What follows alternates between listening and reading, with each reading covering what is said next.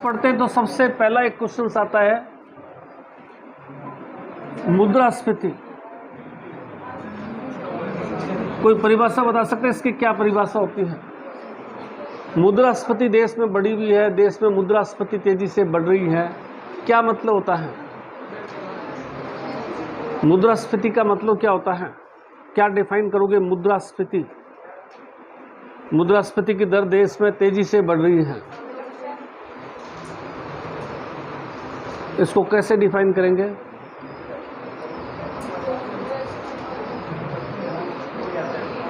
मुद्रास्फीति का मतलब होता है मुद्रा का मूल्य गिरना।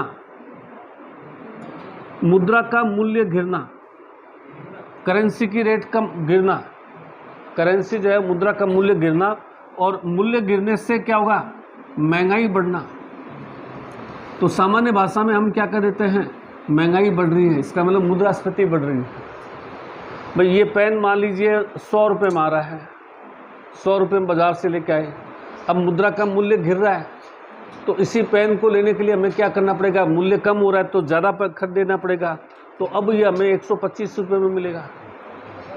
तो क्या होगा? महंगाई बढ़ गई, 100 की 125 हो गई। तो मुद्रा का मूल्य गिरने से क्या होगा? दाम बढ़ेंगे, और दाम बढ़ेंगे तो क्या होगा? महंगाई बढ़ेगी, और महंगाई बढ़ेगी तो उसको हम क्या कहेंगे? मुद्रास्फीति कहेंगे। तो किसी मुद्रा का मूल्य गिरना और मुद्रा के मूल्य गिरने के फलस्वरूप वस्तुओं के दाम बढ़ना, महंगाई बढ़ना, मुद्रास्फीति। और एक ये वर्ड भी जो है कम से कम ध्यान होना चाहिए, विमुद्रीकरण। को बता सकता है? मोदी जी आए थे रात को 8 बजे, भाइयों और बहनों कल से 500,000 का नोट बंद है, तो वो क्या कहलाएगा? मुद्रा जो चालू करेंसी है उसको ख़त्म करना, उसको रद्द करना, और उसके स्थान पर नई मुद्रा जारी करना। जो रनिंग करेंसी है 8 बजे आए थे, आज अभी से तत्काल आदेश से 500,000 का नोट बंद, नई करेंसी आएगी। तो विमुद्रीकरण मतलब जो रनिंग करेंसी है उस रनिंग करेंसी को जो है वो रद्द करके और उसके स्थान पर नई करेंसी बाजार में लेकर के आए। बहुत बड़ी घटना थी। कौन सी तारीख को हुई थी ये? 16 नहीं था शायद, है 16 ही था क्या? 8 नवंबर 2016 विमुद्रीकरण की प्रोसेस। ये एक इकोनॉमिक्स का बहुत कॉमन वर्ड है, विमुद्रीकरण। और एक वर्ड चलो ये भी बता दीजिए, हालांकि ये तो खैर आपके कॉमर्स, बैंक दर।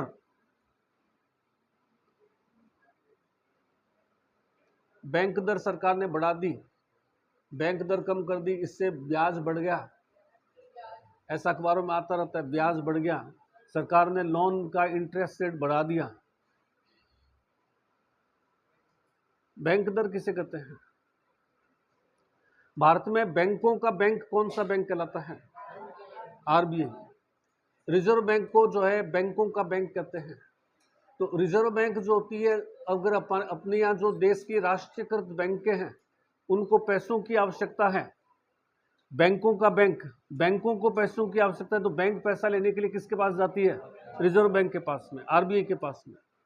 तो आरबीआई द्वारा देश की जो बैंकें हैं उनको जिस ब्याज दर पर पैसा उधार दिया जाता है वो क्या कहलाता है? बैंक दर कहलाता है। अब आरबीआई ने रेट बढ़ा दी, मान लीजिए बैंक दर जो है वो 6% है। आरबीआई ने कह दिया आज से बैंक दर जो है, बैंकों को कह दिया आज से हम जो है वो 6.50 पर, 6.30 पर देंगे या 6.5 रुपये देंगे। तो आरबीआई ने रेट बढ़ा दी तो बैंक के पास में पैसा महंगा आएगा, बैंक के पास में पैसा महंगा आएगा तो बैंक हमको महंगा देगा, बैंक हमको महंगा देगा। तो इसको हम क्या कहेंगे? बैंक दर के। रिजर्व बैंक ऑफ इंडिया देश की राष्ट्रीयकृत बैंकों को जिस ब्याज दर पर पैसा उधार दिया जाता है उसे बैंक दर कहा जाता है। बैंक दर, रेपो दर, रिवर्स रेपो दर, ये सब आपने नाम, सीआरआर, ये सारे नाम सुने होंगे। रेपो दर आती है, रेपो रेट क्या है, रेपो रेट बढ़ा दी, रेपो रेट घटा दी, ये सारी चीजें जो है ना वो इसी से जुड़ी हुई है।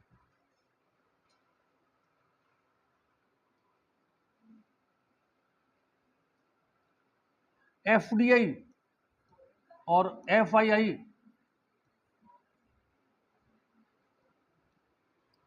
राजस्थान में सबसे बड़ा एफडीआई ये है, भारत में एफआईआई संख्या में आ रहे हैं। एफडीआई,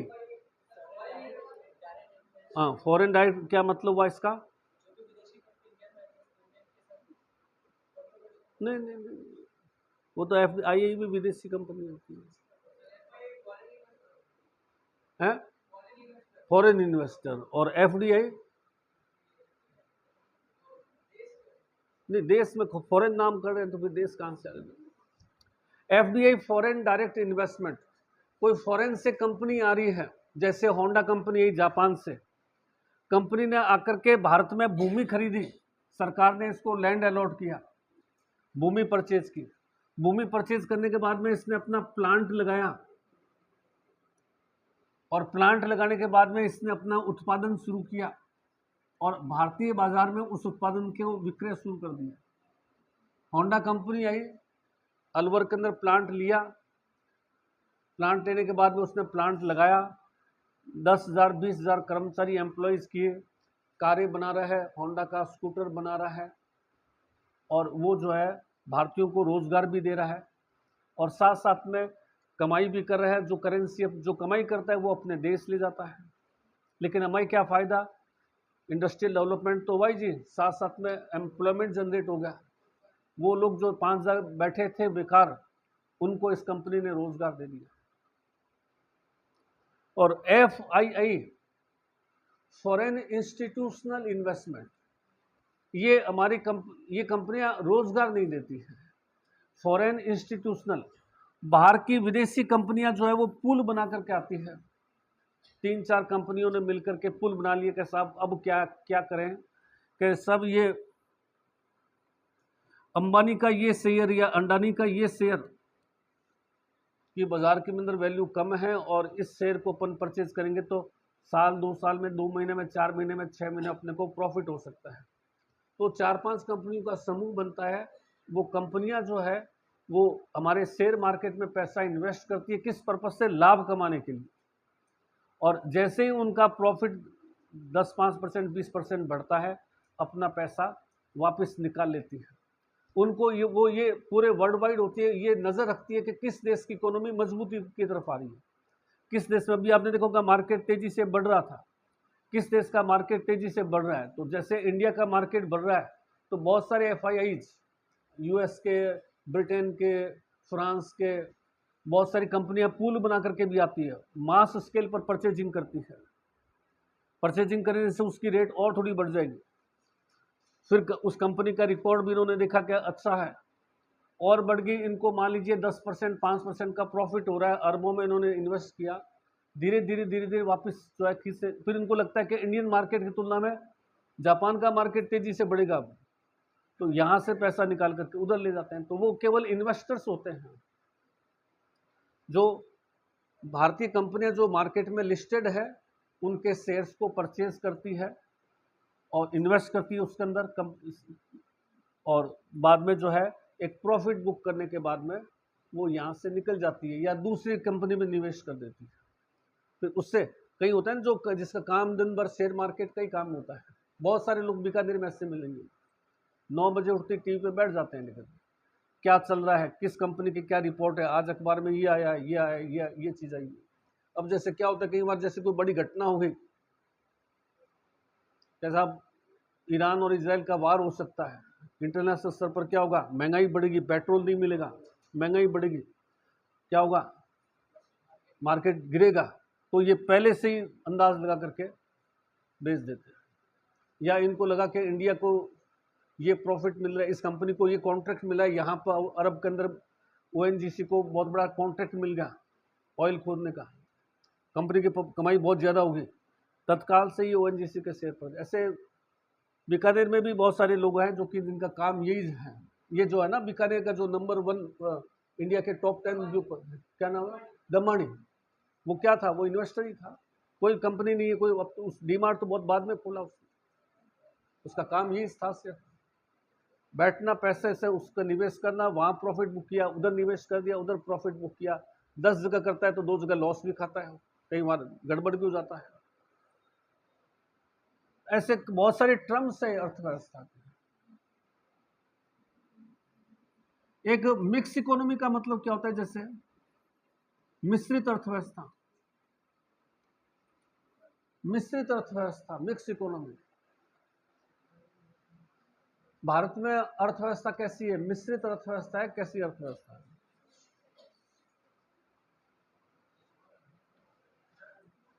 अपने यहां पब्लिक सेक्टर के उद्योग भी है। पब्लिक सेक्टर का उद्योग मतलब जो सरकार संचालित करती है, जैसे ओएनजीसी है, बीएसएनएल है। बीएसएनएल क्या है? पब्लिक सेक्टर का है। ओएनजीसी है, आईओसी है, बेल है, गेल है। ऐसी बहुत सारी कंपनियां हैं जो सरकार के आईएएस ऑफिसर संचालित करते हैं। इनके चेयरमैन होते हैं, वो प्राय आईएएस को बनाते ही। Public sector. एक हमारे पास में प्राइवेट सेक्टर भी है, जैसे एयरटेल है, जियो है, रिलायंस जियो। बीएसएनएल क्या होगी? सरकारी। रिलायंस जियो क्या होगी? Private purely. एयरटेल क्या होगी? प्राइवेट। तो वह देश जिसमें सरकारी और प्राइवेट दोनों कंपनियों का अस्तित्व हो, दोनों साथ साथ है, तो उसको क्या कहते हैं? मिश्रित अर्थव्यवस्था। भारत में मिश्रित। रशिया में कोई टाइम में मिश्रित अर्थव्यवस्था नहीं थी, पूरा का पूरा साम्यवादी। चाइना भी थोड़ा थोड़ा मिश्रित होगा, नहीं तो वहां क्या था? उद्योग सारे। साम्यवाद की परिभाषा क्या होती है? संसाधन सरकार के कब्जे में रहेंगे। अपने क्या कर दिया? ओएनजीसी का ठेका इसको दे दिया, इसका ठेका इसको दे दिया, वो कंपनियों का ठेका। संसाधन सरकार के पास रहेंगे, सारे संसाधनों का मिलकर समान रूप से उपयोग करेंगे। ये साम्यवाद की महज परिभाषा थी। समाज में पूंजीपति वर्ग और श्रमिक वर्ग ऐसा नहीं होगा।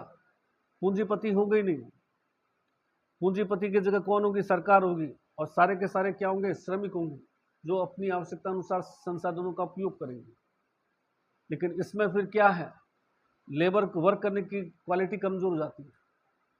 मुझे अगर ये कह दे कि भाई आप तो चाहे 2 घंटे पढ़ो, 5 घंटे पढ़ो, पैसे तो आपको इतना ही मिलेगा, क्यों 30 घंटा खराब करने जाऊं? इसी तरह से किसी मजदूर को कह दे भाई आप 5 घंटे, एक स्किल मजदूर है वो भी इतना ही दे रहा है, अनस्किल है वो भी इतना ही ले रहा है। पब्लिक, जब तक कंपटीशन नहीं होगा, स्पर्धा नहीं होगी, तब तक क्या है? तरक्की नहीं होगी। और तरक्की नहीं होगी तो विकास नहीं होगा। इसलिए पूंजीवाद को जो है तरक्की का मानते हैं। राजस्थान में पब्लिक सेक्टर के उद्योग कौन कौन से हैं? राजस्थान में पब्लिक सेक्टर के उद्योग कौन कौन से हैं? कल मैंने बताया था ना, 5-6 उद्योग राजस्थान में पब्लिक सेक्टर के हैं। Hindustan zinc limited, Debari Udaipur, 1966 Hindustan zinc limited स्थापित हुआ, भारत सरकार का प्लांट है। हिंदुस्तान कॉपर लिमिटेड, खेतड़ी झुंझुनू, 1967 भारत सरकार का हिंदुस्तान।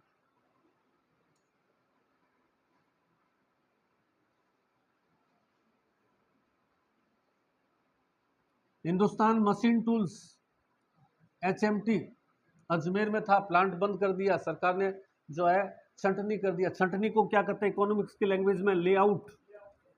लेआउट कर दिया। कॉमर्स वाले पढ़ते होंगे, सारे लेआउट हो गया, सारे कर्मचारियों की छंटनी कर दी, एचएमटी का प्लांट बंद कर दिया।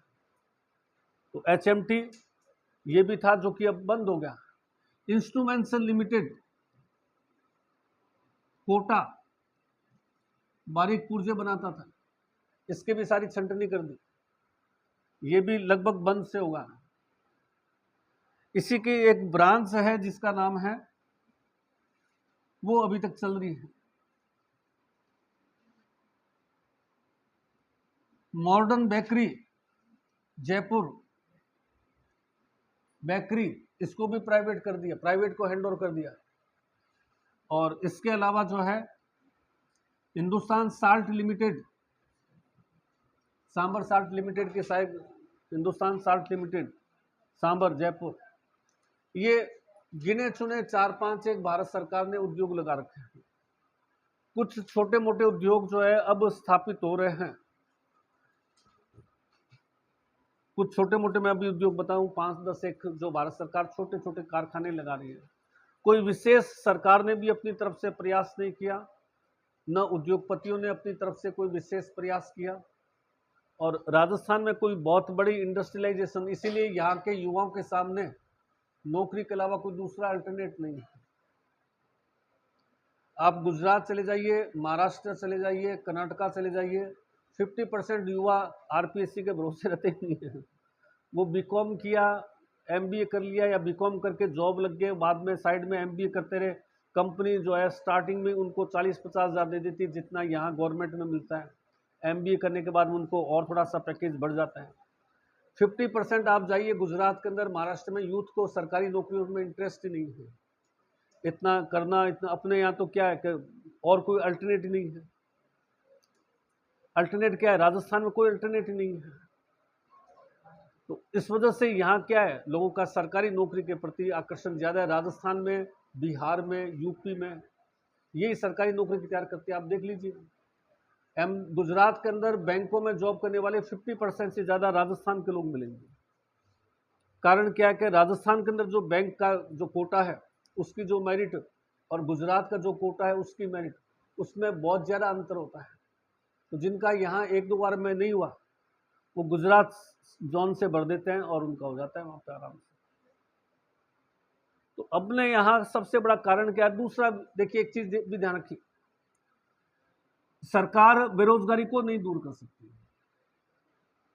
क्योंकि हमारे यहाँ देश में मुश्किल से 2% तो सरकारी नौकर है, बाकी तो सब सेल्फ एम्प्लॉयमेंट है। 2% सरकारी नौकर सरकार जो है नहीं कर सकती। इसका दूर करने का सबसे बढ़िया तरीका है कि अधिक से अधिक इंडस्ट्री आए, लोगों को रोजगार दे, जिससे सरकार को भी आय होगी तो सरकार भी आगे भर्तियां निकाले और साथ साथ में लोगों को भी रोजगार मिले। तो सरकार के भरोसे जो है वो रोजगार जनरेट नहीं हो सकता। सरकार एक मतलब अगर 10,000, 20,000, 50,000 मान लीजिए, अभी जैसे रीट का आ रहा है, रीट गवर्नमेंट 48,000 पद निकाल रही है, थर्ड ग्रेड टीचर है ना वो रीट का, तो इससे कोई बहुत बड़ा समाधान नहीं होता। अगर 20 लाख लोग बैठ रहे हैं, 50,000 को मिल गया तो वो क्या हुआ, 19,500 तो वैसे ही रहे, और फिर वो 2 साल बाद में निकलेगी, तब तक वो 22 लाख हो जाएंगे। तो इसके लिए पब इंडस्ट्रियां आए ना, तो वो स्टेट ज़्यादा, गुजरात, महाराष्ट्र इतने ज़्यादा रिच क्यों हैं? क्योंकि वहाँ इंडस्ट्रीज है। तो मैं लिखवा रहा हूँ,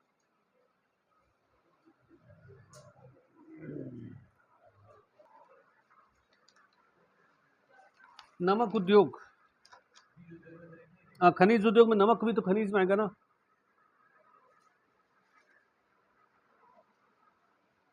नमक उत्पादन में राजस्थान का देश में दूसरा,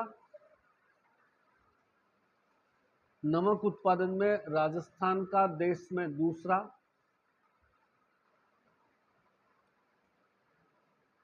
और झीलों से नमक उत्पादन में, झीलों से नमक उत्पादन में देश में पहला स्थान है। झीलों से नमक उत्पादन में देश में पहला स्थान है।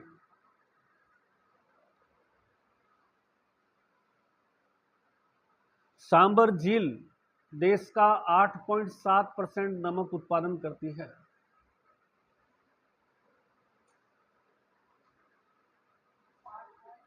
8.7% नमक उत्पादन करती है सांबर झील, 8.7 है, राजस्थान का झीलों के अंदर।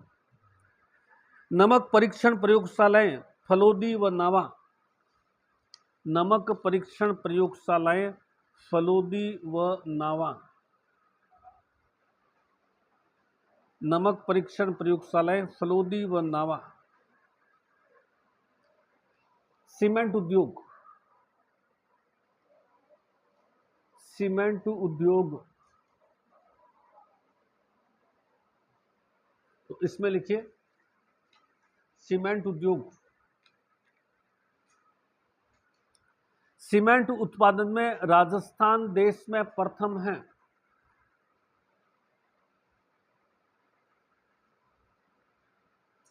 सीमेंट उत्पादन में राजस्थान देश में प्रथम है।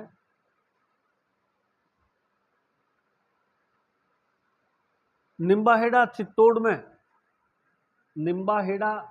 में सर्वाधिक सीमेंट फैक्ट्रियां स्थापित है। निम्बाहेड़ा चित्तौड़ में सर्वाधिक सीमेंट फैक्ट्रियां स्थापित है।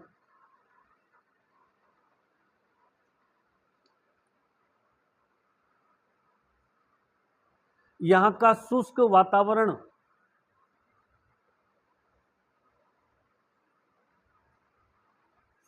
वातावरण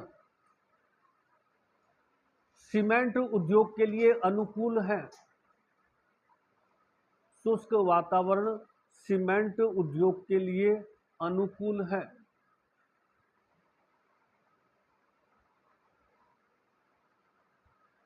अब लिखिए प्रमुख plant cement.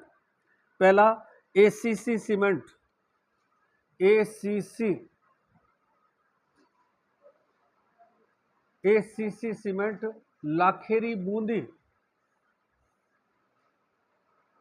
ACC cement Lakheri Bundi,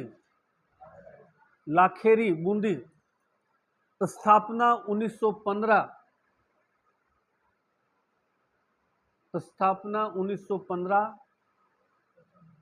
कार्य प्रारंभ 1917,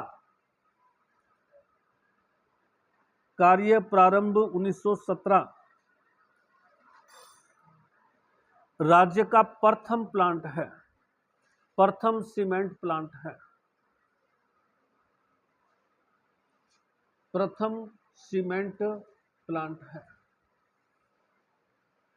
आगे आ जाइए सेकंड, श्री सीमेंट ब्यावर अजमेर,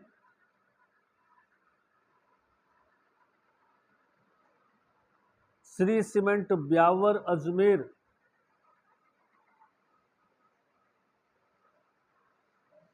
देश का सबसे बड़ा सीमेंट प्लांट,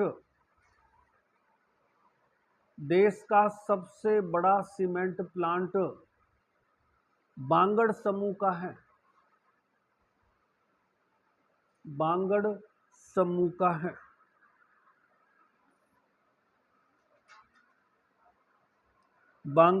का है। JK cement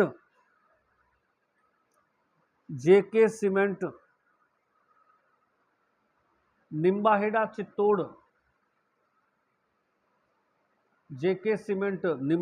Chittor,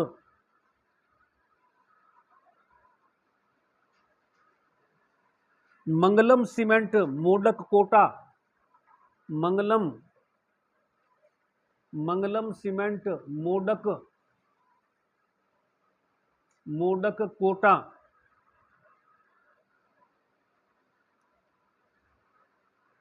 DLF cement Pali, Mangalam cement Modak Kota,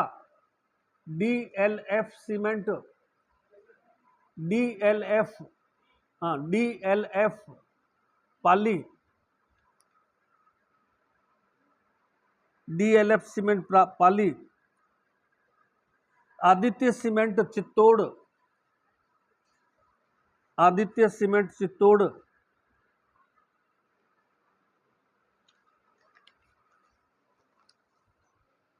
ये इंपॉर्टेंट है। लाफार्जे फ्रांस की कंपनी है, दोबारा से लिख रहा हूं, लाफार्जे सीमेंट के अंदर, वर्ल्ड के अंदर सीमेंट का आविष्कारक कंपनी ये है लाफार्जे, ब्रैकेट में फ्रांस की लाफार्जे कंपनी ने मावलिया चित्तौड़, फ्रांस की लाफार्जे कंपनी ने मावलिया चित्तौड़ में सीमेंट प्लांट स्थापित किया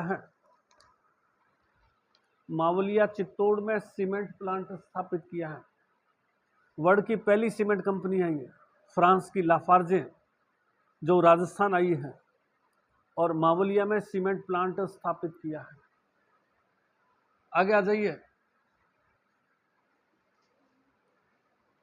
2 सफेद सीमेंट के प्लांट स्थापित है। 2 सफेद सीमेंट के प्लांट स्थापित हैं।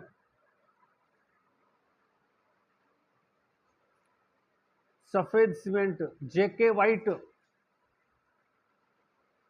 Gotan Nagaur, JK white cement, JK white, Gotan Nagaur, Gotan Nagaur, Gotan, Birla white, Birla white,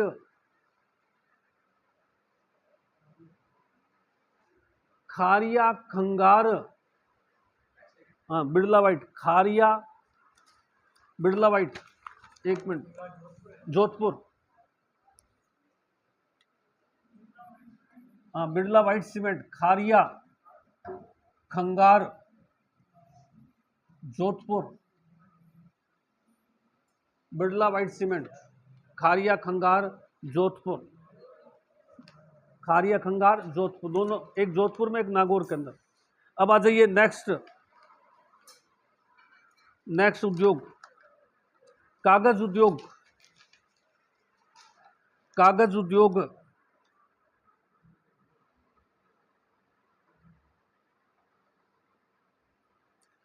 पहला कागज कारखाना, पहला कागज कारखाना, कागज कारखाना 1923 में, 1923 में जयपुर के राजा मान सिंह ने,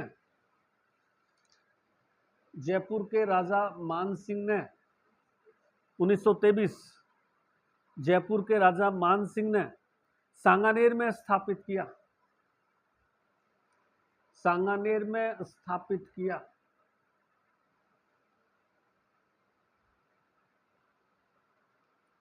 सांगानेर में स्थापित किया। दूसरा plant Krishna paper mills Kotputli Jaipur में है। दूसरा प्लांट लिखिए, कृष्णा पेपर मिल, कृष्णा पेपर मिल, कृष्णा पेपर मिल कोटपुतली जयपुर, कृष्णा पेपर मिल कोटपुतली जयपुर, कोटपुतली जयपुर में। बाकी वो मैंने लिखा रखा है जो सबसे महत्वपूर्ण पॉइंट है इसके अंदर। कुमारप्पा राष्ट्रीय हस्त कागज अकादमी कहां पे है, लिखवा रखा है पहले, कुमारप्पा राष्ट्रीय कई चीज, कोटपुतली जयपुर में है, अलवर में कहा, जयपुर में है? हाँ, कोटपुतली जयपुर में है। अपने पढ़ा है ना, किसको कोटपुतली अंग्रेजों ने उपहार में दिया था, बताइए? राम सिंह सेकंड 1857 की क्रांति में अंग्रेजों का सहयोग दिया। अंग्रेजों ने सितारे हिंद की उपाधि दी, कोटपुतली को उपहार जागीर में दिया। जयपुर का था ना, अलवर का। कुमारप्पा मैंने लिखवा रखा है, राष्ट्रीय हस्त कागज प्रशिक्षण अकादमी जयपुर, वेरी इंपॉर्टेंट संस्था है, 50 बार एग्जाम्स में पूछी जाती है। अब लिखिए अन्य उद्योग, अन्य उद्योग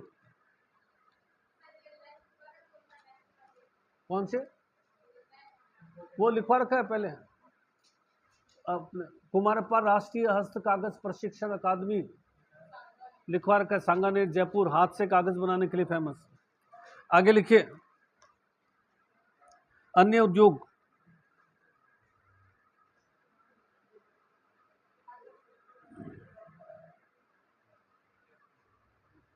टपूकड़ा अलवर, टपूकड़ा अलवर,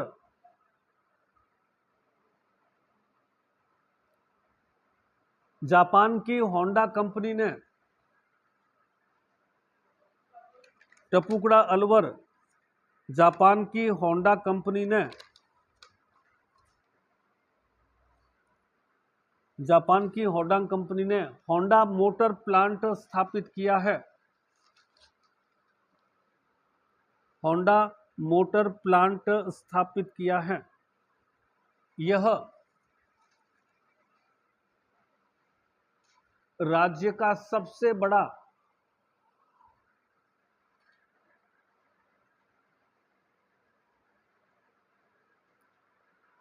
प्रत्यक्ष विदेशी निवेश एफडीआई है, राज्य का सबसे बड़ा एफडीआई है,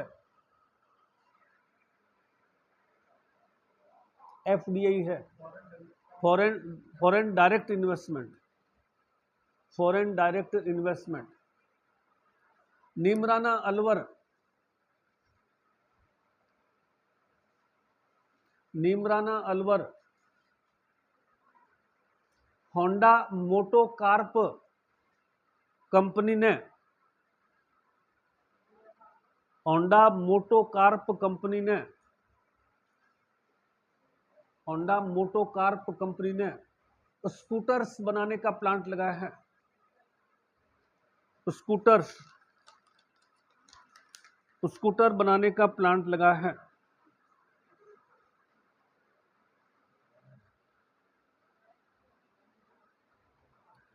कुकस जयपुर, कुकस जयपुर, कुकस, कुकस जयपुर आयशा, आयशा, आयशा, आयशा पॉलरिश कंपनी ने, पॉलरिश पोलैंड है कुकस के अंदर, आयशा पॉलरिश कंपनी ने, आयशा पॉलरिश, पोलैंड की पॉलरिश, आयशा पॉलरिश कंपनी ने स्पोर्ट्स कार, स्पोर्ट्स कार होती है ना, टीवी में देखा होगा आपने, कार रेस के अंदर, स्पोर्ट्स कार का प्लांट लगाया है, स्पोर्ट्स कार का प्लांट लगाया है।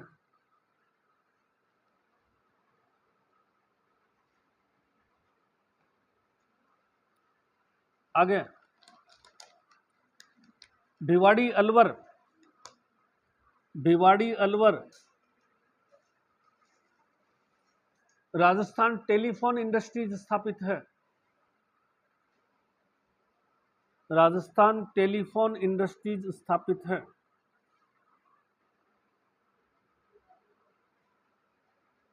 राजस्थान टेलीफोन इंडस्ट्री स्थापित है। अगला भिवाड़ी अलवर, हाँ दोबारा से फिर वापस भिवाड़ी, भिवाड़ी अलवर जिलेट कंपनी ने, जिलेट कंपनी ने शेविंग किट बनाने का प्लांट स्थापित किया है, शेविंग किट।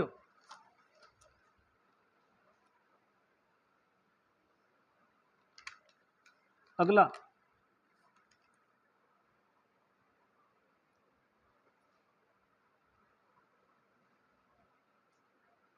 भिवाड़ी अलवर में Lomb and Bose, Bhiwadi Alwar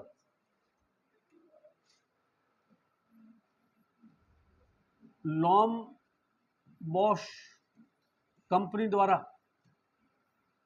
Lomb Bosch company द्वारा कॉन्टैक्ट लेंस बनाने का प्लांट लगाया गया है, कॉन्टैक्ट लेंस, कॉन्टैक्ट लेंस का प्लांट लगाया गया है, कॉन्टैक्ट लेंस।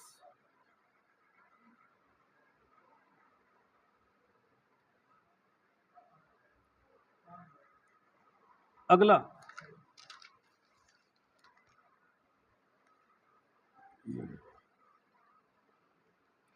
इंजीनियरिंग उद्योग,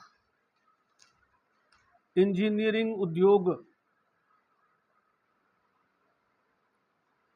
तो इसमें लिखिए जेके टायर्स कंपनी कांकरोली अलवर, जेके टायर्स कांकरोली, कांकरोली राजसमंद, सॉरी, जेके टायर्स कंपनी कांकरोली राजसमंद, जेके टायर्स बहुत फेमस टायर्स है, जेके टायर्स कांकरोली। दूसरा लिखिए अशोक लेलैंड कंपनी है, ट्रक बनाती है, अशोक लेलैंड, लेलैंड, अशोक लेलैंड कंपनी, जो ट्रक आते हैं, हिंदुजा ग्रुप की company, Ashok Leyland company Alwar, Ashok Leyland company Alwar. NBC नाम सुना था आपने, जयपुर में बहुत लंबा चौड़ा एरिया है एनबीसी ये क्षेत्र, एनबीसी। जयपुर के रेलवे प्लेटफॉर्म के जब पीछे साइड से उतरेंगे तो आपको लंबा चौड़ा एरिया मिलेगा, एनबीसी कॉम्प्लेक्स। एशिया का सबसे बड़ा प्लांट है ये अपने होते हैं ना गाड़ियों में बोरिंग करवाते हैं, वो जो छोटे छोटे ये चेंज कराते हैं, बोरिंग का प्लांट है, national ball bearing company. NBC का पूरा नाम लिख लीजिए, national ball bearing, BALL ball, Jaipur. National ball, BALL ball, BEARING bearing, short name है इसका NBC, national ball bearing company Jaipur. Asia का सबसे बड़ा जो है बॉल बीयरिंग प्लांट है ये। बहुत बार पूछा जाता है Simco wagon factory, Simco wagon factory, हाँ Simco wagon factory, Simco wagon factory Bharatpur, Simco SIMCCO, Simco wagon factory Bharatpur. Rail के डिब्बे बनाने का निजी कारखाना एकमात्र है देश के अंदर, रेल के डिब्बे बनाने का निजी कारखाना,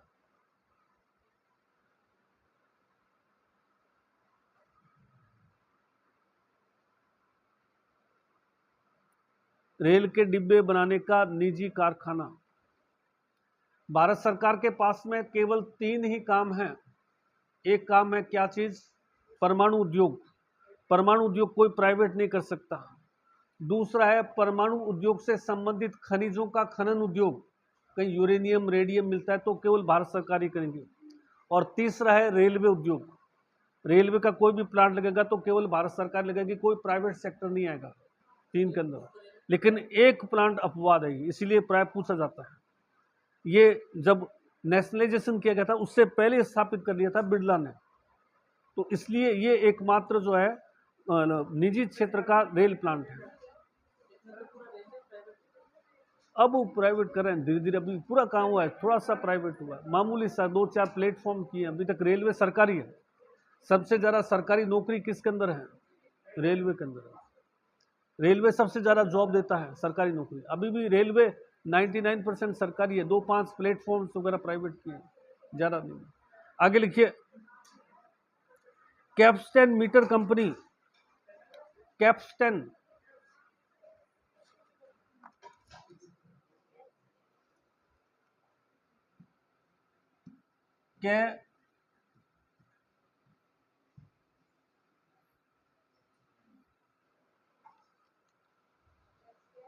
कैप्स्टन मीटर कंपनी, हाँ Capstan meter company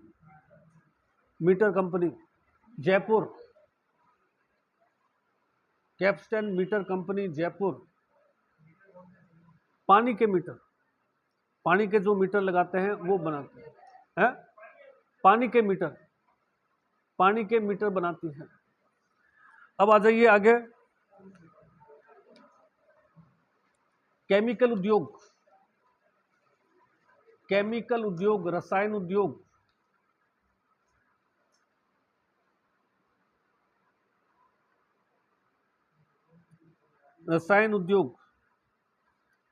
Shriram fertiliser and chemicals,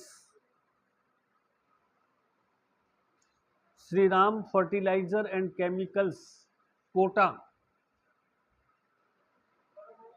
Shriram fertiliser and chemicals Kota. अगला जो लिखा रहा हूं बहुत बार पूछा जाता है, Chambal fertilizer and chemicals, Gadepan. Chambal fertilizer and chemicals, very important, Chambal fertilizer and chemicals Gadepan Kota, Gadepan Kota. Chambal fertilizer, ये जो कुमार मंगलम बिरला ग्रुप है उसका है, और देश का सबसे बड़ा जो है खाद कारखाना ही है, पूरे हिंदुस्तान का सबसे बड़ा खाद कारखाना। तीसरा, Modi alkaloid and chemicals, Modi alkaloid and chemicals, alkaloid, alkaloid and chemicals, alkaloid chemicals Kota, Modi alkaloid and chemicals Kota.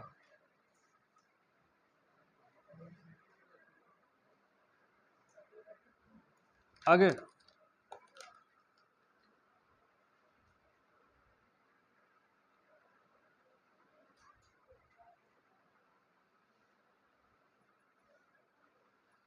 सार्वजनिक क्षेत्र के उद्योग, पब्लिक सेक्टर इंडस्ट्रीज, सार्वजनिक क्षेत्र उद्योग, सार्वजनिक क्षेत्र, सार्वजनिक क्षेत्र उद्योग।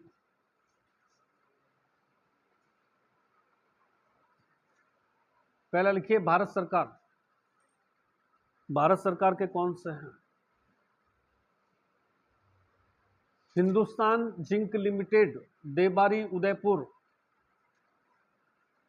Hindustan zinc limited, Debari Udaipur.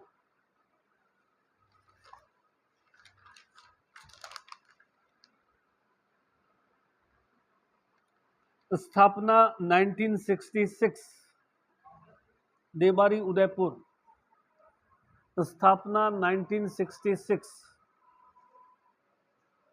1966। Hindustan copper limited,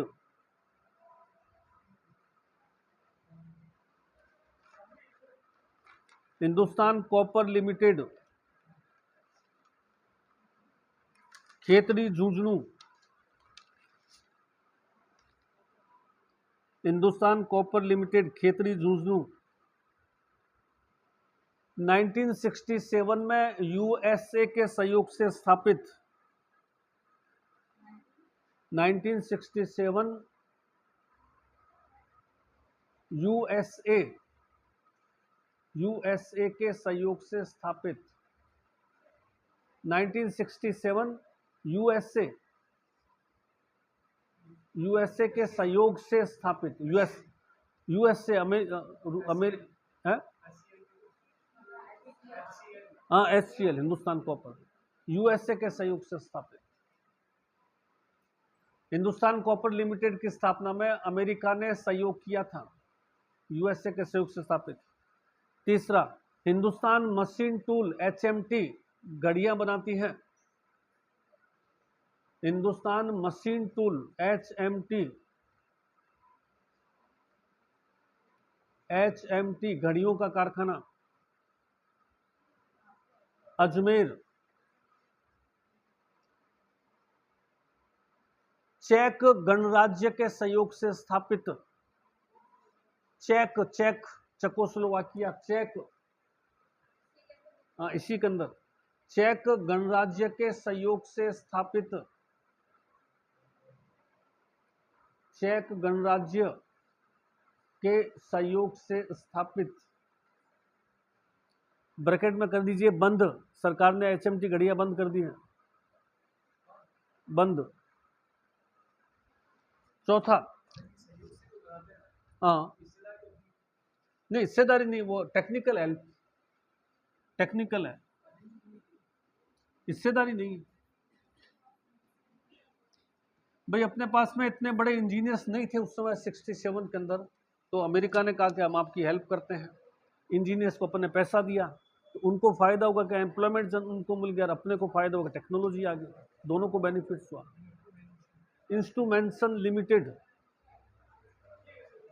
चौथा नंबर, instrumentation limited Kota, Kota, instrumentation limited, क्या चीज है? हाँ डायरेक्ट ही लिखना है, instrumentation limited Kota. Kota, bracket में कर दीजिए। बारीक पुर्जे बनाता है, वर्तमान में बंद। बारीक पुर्जे बनाता है, वर्तमान में बंद। बंद किया वो ध्यान रखना, वर्तमान में बंद।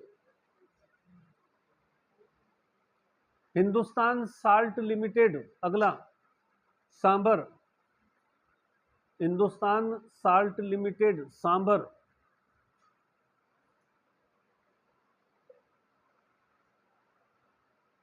Modern bakery, Jaipur. Modern bakery, Jaipur. है जयपुर। ये अपने बेकरीज, बिस्किट्स वगैरह ये जो है, इसको प्राइवेट को हैंड ओवर कर दिया।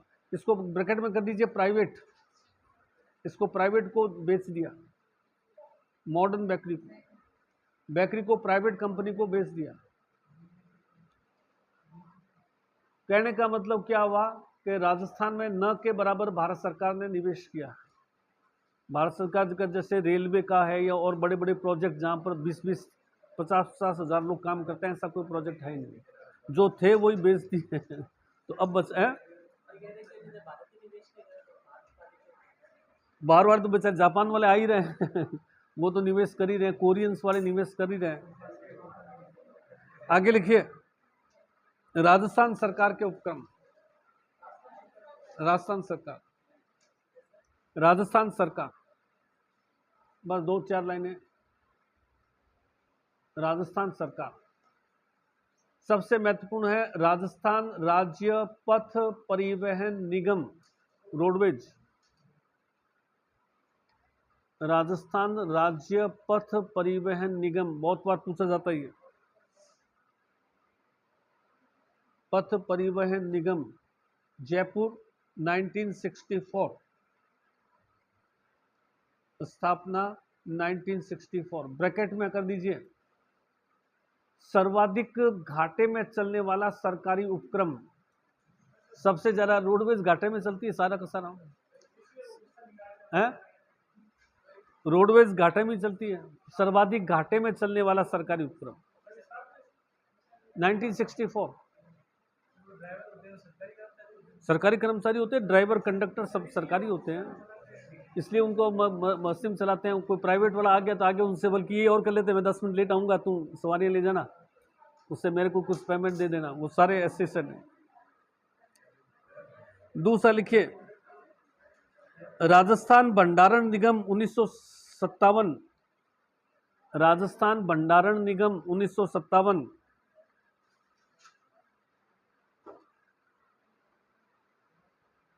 राजस्थान भूमि विकास निगम 1975। राजस्थान भूमि विकास निगम 1975। जयपुर सारे, भूमि विकास निगम 1975। Rajasthan housing board 1970। Rajasthan housing board 1970।